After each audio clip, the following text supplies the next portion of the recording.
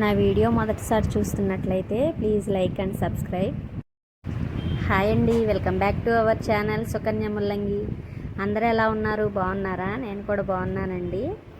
ఈరోజైతే బయటికి వెళ్తున్నాము, సరదాగా పండగ కదా, దీపావళి అని ఇంకా బాబుకి టపాసులు అవి కొనుక్కొద్దామని వెళ్తున్నాను. నేను మా వారిని వీడియో తీస్తుంటే నన్ను తీయొద్దులే, మీరు తీసుకున్నాను అంటున్నాడు. ఇలాంటివి ఆయనకి ఇష్టం ఉండదండి, ఇదంతా నా బలవంతమే, నా ఇష్ట ప్రకారం చేస్తున్నాను నేను. అంటే ఈ వీడియోస్ అవి చేయడానికి చాలా ఒప్పించాను తన్ని. ఇంకందుకనే నన్ను తీయొద్దు, మీరు తీసుకోండి అని అంటున్నాడు. మా బాబేమో తీ మమ్మీ, డాడీని కూడా తీ అని అంటున్నాడు. ఇదైతే మా ఊరు నుంచి మేము ఎక్కడికన్నా వెళ్ళాలన్నా ఇటే వెళ్ళాలండి, లేదంటే ఇంకొక దారి ఉంది, అటువైపు వెళ్తాము. అటైతే రైలు గేటు అది పడుతుంది. మేము బయలుదేరటమే ఈవినింగ్ అలా బయలుదేరాము, మళ్ళీ వెళ్ళేసరికి చీకటి పడిపోయిద్ది అనేసి ఇటు వస్తున్నాము. ఇక్కడ ఒక గెస్ట్ హౌస్ ఉంది, ఈసారి వచ్చినప్పుడు చూపిస్తాను, చాలా బాగుండిద్దండి. కూరగాయ మొక్కలు అవి వేసేవాళ్ళు ఇంతకుముందు, ఇప్పుడైతే లేవు. ఇంతకుముందు వాకింగ్కి వచ్చేవాళ్ళం, మా బుక్కి ఇప్పుడు అక్క ఉందని చెప్పాను కదా, ఆవిడ నేను వాకింగ్కి వచ్చేవాళ్ళం. ఇదిగోండి రైల్వే ట్రాక్ ఇది. ఇటు రావాలి అంటే వర్షాలు వస్తే కనుక పై దాకా కొంచెం అది అక్కడ పేర్లు అవి కనిపిస్తున్నాయి కదా, అక్కడ దాకా వాటర్ వచ్చేస్తాయండి. అట్లాంటప్పుడు ఆ నీళ్లు తగ్గే వరకు కూడా ఎవరు మళ్ళీ ఇటు రారు, నీళ్లు తగ్గిన తర్వాత వస్తారు. మా ఊర్లో నుంచి రావాలి అని అంటే ఇటే రావాలి. అంటే ఇంకొక దారి కూడా ఉంది, అటు కూడా వెళ్తాము, కాకపోతే అటు ఇప్పుడు కొత్తగా రోడ్డు అనేది వేశారు. అదీగాక రైలు గేట్ కూడా పడిద్ది కదా అనేసి వెళ్ళలేదు. 2 రోజుల నుంచే వెళ్ళనిస్తున్నారు అటు. ఇదిగోండి, ఎవరికైనా ఐడియా ఉందా? ఈ చుట్టుపక్కల ఉన్న వాళ్ళకైతే ఈ రూట్ అనేది ఐడియా ఉండుండొచ్చు. ఒకవేళ మీకు తెలిస్తే కనుక కామెంట్ చేయండి. ఈ చుట్టుపక్కల ఎంతమంది చూస్తున్నారా అన్నది నాకు కూడా తెలిసింది, కొంచెం ప్లీజ్ కామెంట్ చేయండి. వర్షాలు వచ్చేసరికి ఇవన్నీ కూడా ఇలా పెరిగిపోయాయి, కానీ చూడడానికి బాగుంది కదా, అది సూర్యుడు కానీ పచ్చదనం కానీ చూడడానికి బాగుంది కదా.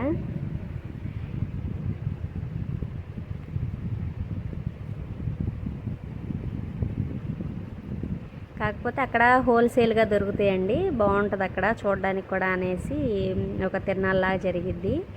ఇదైతే నేను చదువుకున్న హాస్టల్, చిన్నప్పుడు ఇక్కడ గేట్ ఉండేది, ఇప్పుడు అది క్లోజ్ చేసేసారు. ఆ గేట్లు పట్టుకొని వెళ్ళడేదాన్ని చిన్నప్పుడు, హాస్టల్కి వెళ్ళనని. ఇంటి దగ్గర అంతా బాగానే ఉండేదాన్ని, హాస్టల్ తిన్నంగా రాగానే ఏడ్చేదాన్ని. మా అక్కోళ్ళు వీళ్ళందరేమో పండగలకి అట్లా వచ్చేవాళ్ళం కదా, వచ్చినప్పుడు పప్పులు అయ్యి కజ్జికాయలు పెద్ద పెద్ద ఉండే వాళ్ళకిలాగా, పెద్ద చదివే వాళ్ళకిలాగా వండించుకొని వెళ్ళేవాళ్ళము. నేను అక్కడ వండేదాకా బాగానే ఉండేదాన్ని, వచ్చేదాకా బాగానే ఉండేదాన్ని. ఇక్కడికి రాగానే గేట్లు పట్టుకొని వెళ్ళడేదాన్ని. నేను వెళ్ళను నాన్న, నేను వెళ్ళను అని ఏడ్చేదాన్ని, అట్లా చేసేదాన్ని. దీంతో ఈ రోడ్డుతో మాకు చాలా అనుభవం ఉందండి, ఎందుకంటే చాలాసార్లు నడిచే వచ్చేవాళ్ళం. అంటే ఆటోకి వస్తే త్వరగా హాస్టల్ కాడికి వచ్చేస్తామని నడిచి వచ్చేదాన్ని, నాన్న నడిచి వెళ్దామని చెప్పేదాన్ని మా నాన్నకి. ఇదంతా హైవే పడింది, దగ్గరికి వచ్చేసామండి.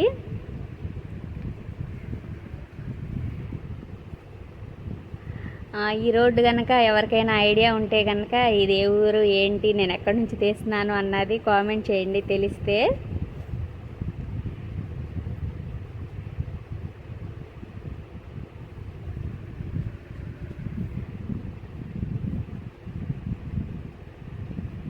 ఇవన్నీ చెప్తూ మా బాబుకి చెప్తున్నాను, ఇట్లాగా ఇది ఇక్కడ నేను ఇలా చదువుకున్నాను ఇలాగా అని మా బాబుతో చెప్తుంటే మా ఆయనను మా పిల్లోడు నన్ను ఎక్కిరిస్తున్నారు, అందుకనే వాయిస్ అనేది తీసేసాను.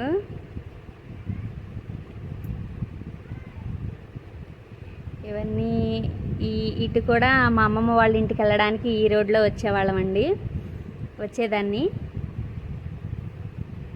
సెలవులు వస్తే చాలు అన్ని ఊర్లు మా నాయనమ్మ తీసుకెళ్ళేది, మా అమ్మమ్మ వాళ్ళ ఇంటికంటే మా తాతయ్య సైకిల్ వేసుకొని వచ్చి తీసుకెళ్ళేవాడు. ఇవన్నీ చూసేసరికి చిన్ననాటి జ్ఞాపకాలన్నీ గుర్తొచ్చాయి. మా అబ్బాయితో చెప్తున్నా, అవన్నీ కూడా ఇట్లా వచ్చేవాళ్ళం ఇటు వచ్చేవాళ్ళం అని చెప్తున్నా. ఏంటో ఈరోజు మా బాబుని అలా బయటికి తీసుకొని వచ్చినప్పుడు ఇవన్నీ గుర్తొచ్చినాయండి. చిన్నప్పుడు విషయాలన్నీ కూడా గుర్తొచ్చినాయి. సెలవులకి ఎలా వెళ్ళేదాన్ని అవన్నీ కూడా గుర్తొచ్చాయి.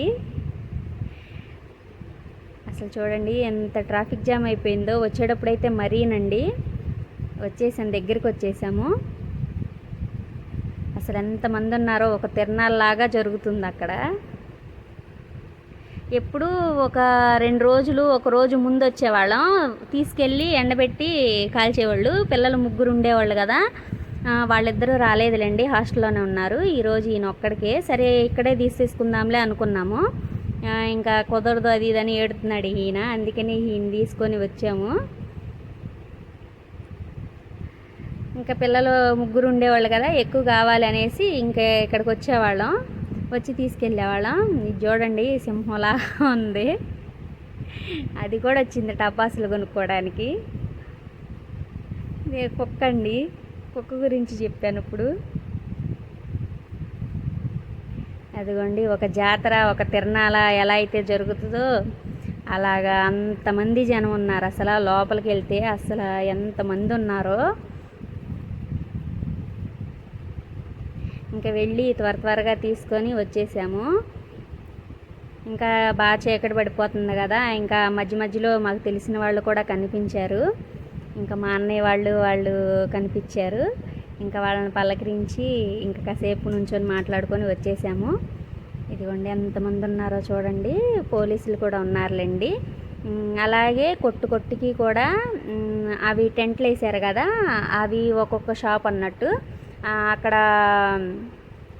ప్రమాదం ఏమీ జరగకుండా వాటర్ అవి కూడా పెట్టారు, డ్రమ్స్లో పెట్టారు. ఇదిగోండి మేమైతే తీసేసుకున్నాం, ఇవి ప్యాక్ చేయించుకుంటున్నాం.